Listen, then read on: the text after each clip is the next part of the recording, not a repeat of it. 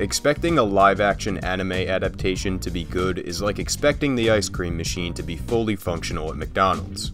Naturally, as I loaded up the live-action adaptation of One Piece, I had my pitchfork in hand, expecting yet another disappointment. Now, full disclosure, I've never seen One Piece. You what? So the live-action adaptation was my first real exposure to this IP. My cousin's been telling me to check it out for years, but my guy, there's 1,000 episodes. I needed something more digestible to ease me into the world of One Piece, and I never thought the live-action adaptation would be the catalyst. Usually, live-action anime adaptations are an insult to the anime itself.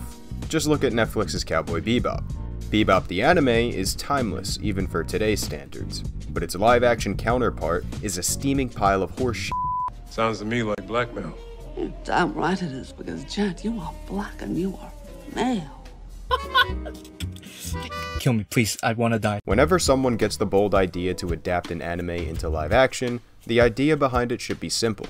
Retain the spirit of the source material while intriguing the people who would have never thought twice about reading the manga or watching the anime.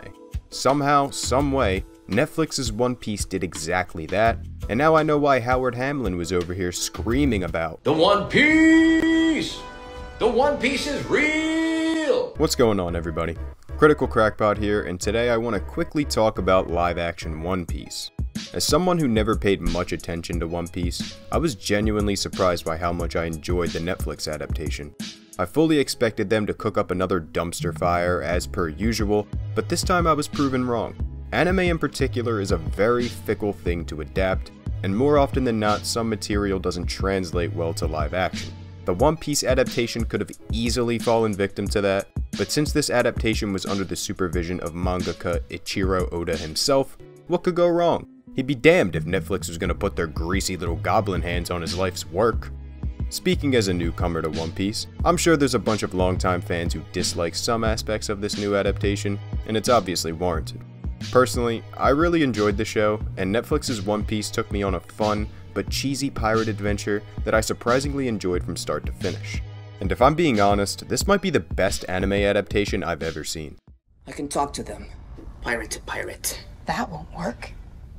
Why not? Well, to start, you're not a pirate. Yes, I am. No, you are just some stretchy guy in a tattered hat.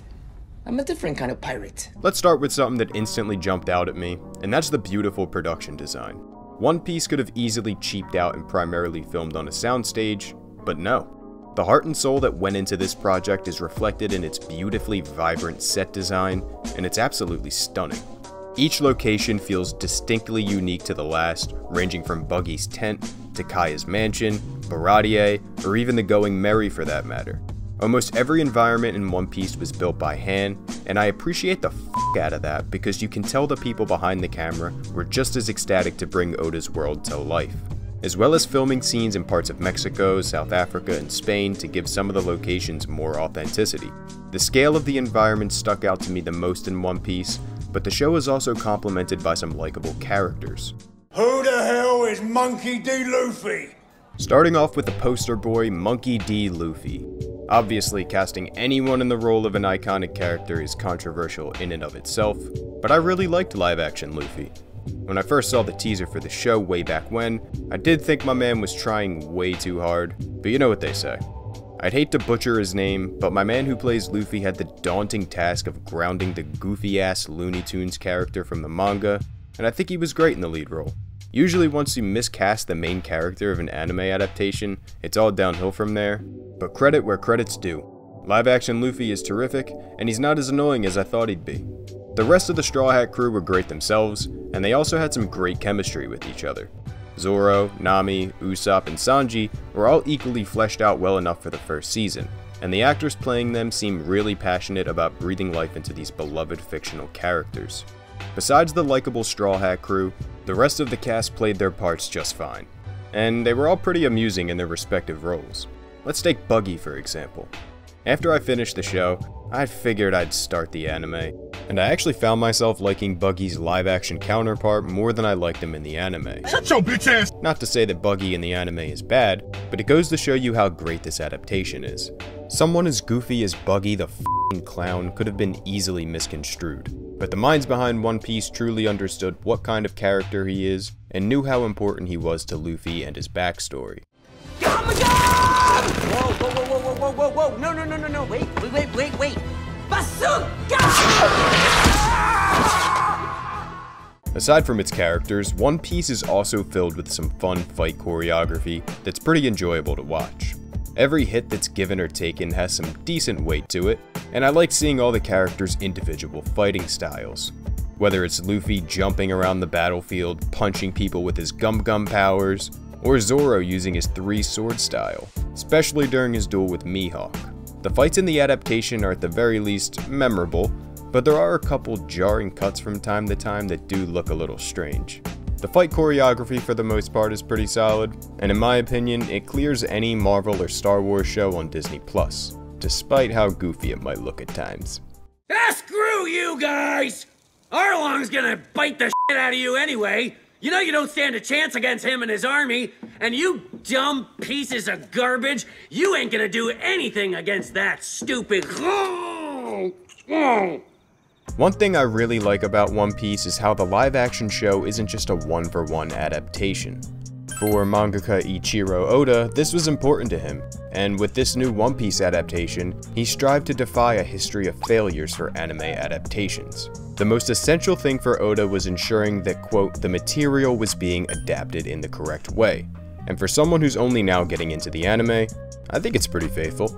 The live action and the anime obviously differ in tone, and a lot of story beats are kinda different, but the spirit of Oda's work is still present. There's a beating heart behind the live action One Piece. The people behind the camera seem just as passionate as Oda does, judging by the scale and detail that went into faithfully recreating its rich source material for new and old audiences. In Oda's own words, a live-action adaptation of a manga doesn't simply reenact the source material on a one-to-one basis.